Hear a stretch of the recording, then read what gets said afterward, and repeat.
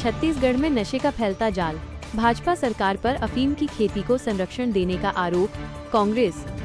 छत्तीसगढ़ में नशे के बढ़ते कारोबार को लेकर राजनीति गर्मा गई है। विपक्ष ने भाजपा सरकार पर गंभीर आरोप लगाते हुए कहा है कि प्रदेश में अवैध नशे का कारोबार तेजी से फैल रहा है और सरकार इसे रोकने में पूरी तरह नाकाम साबित हो रही है।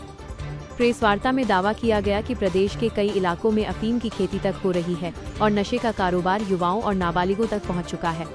विपक्ष ने इस पूरे मामले की निष्पक्ष जांच और जिम्मेदार लोगों पर कार्रवाई की मांग की है। प्रेस वार्ता में आरोप लगाया गया कि प्रदेश में अवैध नशे का कारोबार तेजी से फैल रहा है और प्रतिबंधित गोलियां तथा अन्य नशीले पदार्थ खुलेआम बिक रहे हैं। दावा किया गया कि नशे का जाल अब नाबालिग बच्चों तक पहुंच चुका है, जिससे समाज में गंभीर चिंता का माहौल है। बताया गया कि पिछले 13 महीनों में नारकोटिक्स के हजारों मामले सामने आए हैं, लेकिन आरोप है कि सरकार और प्रशासन की कार्रवाई केवल औपचारिकता बनकर रह गई है।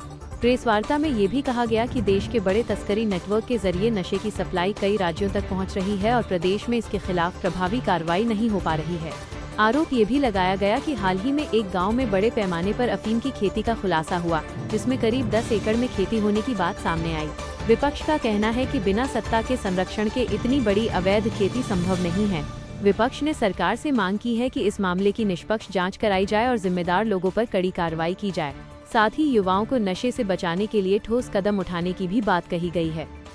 सरवन दीवान की रिपोर्ट। भारतीय जनता पार्टी संरक्षण प्राप्त है और विधायक चंद्राकर जो इसे पिछले 2 वर्षों से अफीम की खेती कर रहे थे, इनके ऊपर कार्रवाई होना चाहिए और कांग्रेस से मांग करती है कि जो इन्हें संरक्षण दे रहे थे, जो नेता, जो अधिकारी इन्हें संरक्षण दे रहे थे, उनके ऊपर भी कार्रवाई होना चाहिए।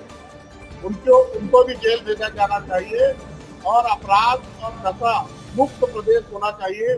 जब से सरकार आई है भारतीय जनता पार्टी की, अपराध बढ़े हैं, नशे का कारोबार बढ़ा है, लोग नशे में लिप्त हो रहे हैं, हजारों लोग जेल जा चुके हैं, लेकिन फिर भी यह नशा चल रहा है, बिक रहा है।